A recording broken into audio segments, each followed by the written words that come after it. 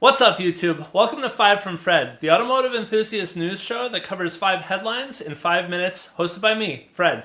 So the first headline I want to cover is that Porsche has unveiled the Porsche Mission R. It's an all-electric, all-wheel drive prototype car, and it offers similar performance to a 911 GT3 Cup car. As the car is all-wheel drive, it has multiple electric motors, and it allows it to have different performance profiles. There's a race mode, which gives you 671 horsepower, or there's an all-out qualify mode, which gives you 1,073 horsepower. So you can set that kind of blazing fast qualifying time for a race. Some of the other really interesting things about this car is that the car is designed to last for 30 to 45 minutes at race pace with performance similar to a GT3. And then on top of that, the car has a 900 volt charging system, which Porsche says is going to let you go from 5% charge to 80% charge in just 15 minutes, allowing you to go out, run for a half hour, 45 minutes, come back in, get a drink, relax, cool off, and by the time you're done with that, your car is already charged up and ready to go. It is currently a prototype, but Porsche has said that they're going to be doing some continued development with it, and they said that potentially something like that could come out in 2025 or 2026. So actually not that far around the corner. So the second big headline is the Rivian R1S and R1T has actually received its efficiency and official EPA ratings for mileage, which Rivian's got to be pretty happy about. Both vehicles were rated over 300 miles. The R1T, which is the pickup truck platform, got rated at 314 miles, and then the R1S did slightly better at 316 miles. Both of these break that 300-mile barrier, which seems to be a bit of a mental hurdle for somebody who's thinking about moving from an internal combustion engine car to an electric vehicle. 300 miles is going to cover most applications, unless you're doing a really long road trip. Now, one of the great parts about this for Rivian is this is actually the release version of the truck with the medium-sized battery. They're going to have a smaller battery come out, as well as a larger long-range battery. The long range is kind of the one that's got all the buzz,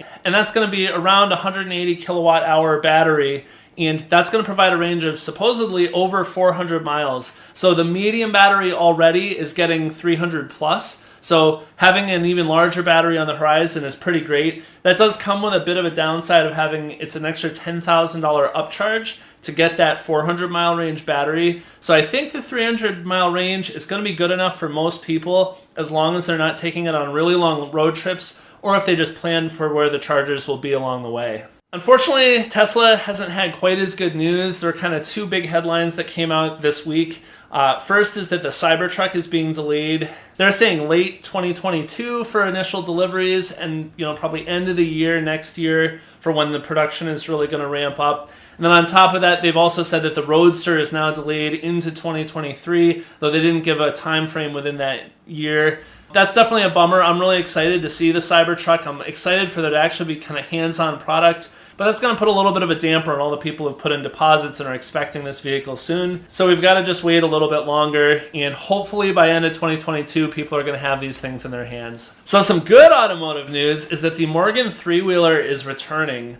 You may recall that earlier this year in 2021, the 3-wheeler with the V-twin motor was discontinued. It had run for about 10 years, starting production in 2011, and then they were discontinued earlier this year. However, they're coming back. So the headline thing is that they used to have a V-twin right at the front of the vehicle, and that's going away. But it's going to be powered by an inline Ford, which is going to be kind of under the hood, and then they're reworking the whole front, redoing some of the suspension.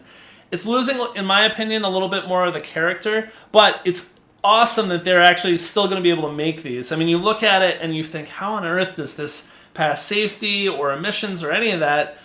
I, for one, am just glad that they're going to be able to make a car. They've been around since 1909. It's a pretty storied automotive company, and so it'll be pretty great that they can get back into making this. I was certainly sad to see it go, so I'm pretty excited about that. And number 5, the new Ford Raptor. So the 2021 Ford Raptor was unveiled and released, and people are starting to review them, and it looks very similar to what there was already.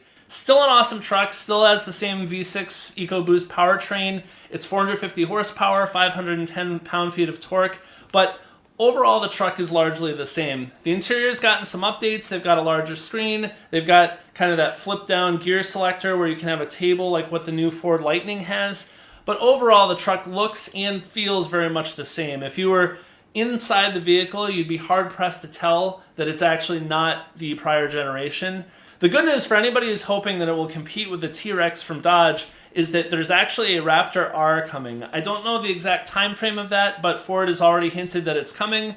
The rumors are that it's going to be over 700 horsepower. So they do have that Mustang GT500 motor that makes, I think, 760 horsepower in their parts bin, so maybe they'll use something like that. Though if you have a Ford Raptor, the current one is not that much different from the prior generation that you have, so you're probably not going to want to upgrade. But if you're looking forward to a V8 and that real roar, I would expect Ford's going to have something to fight back against the T-Rex soon. So thanks for watching. This was 5 with Fred, and until next time, Fred out!